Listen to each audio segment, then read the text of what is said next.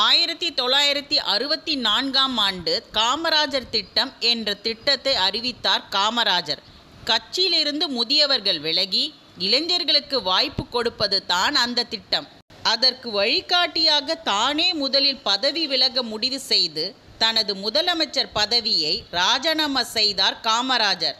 காமராஜரின் இந்த அறிவிப்பை கேட்டு துடித்து போனார் எம்ஜிஆர். உடனே புறப்பட்டு காமராஜரை அவரது இல்லத்தில் சந்தித்தார். நீங்கள் பதவி விலகக்கூடாது என்று கேட்டுக்கொண்டார். இல்லை இல்லை, எனது கட்சியை காப்பாற்ற வர வழி இல்லைன்னே என்றார் காமராஜர்.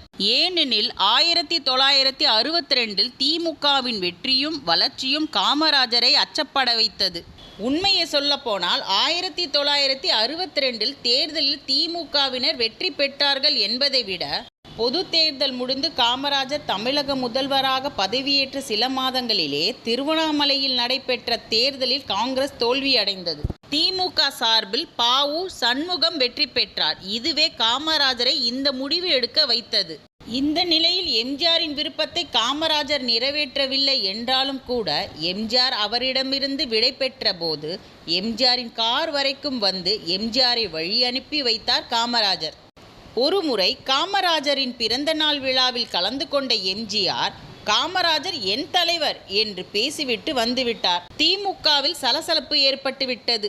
அதற்கு எம்ஜிஆர், அண்ணா எனக்கு வழிகாட்டி காமராஜர் தான் என் தலைவர். தலைவர்கள் பல இருக்கலாம், ஆனால் வழிகாட்டி ஒருவர் தான் இருக்க முடியும் என்று விளக்கம் அளித்தார் எம்ஜிஆர். காமராஜர் மீது எம்ஜிஆர் வைத்திருந்த ஈடு இல்லா அன்பை இந்த சம்பவம் எடுத்து காட்டுகிறது.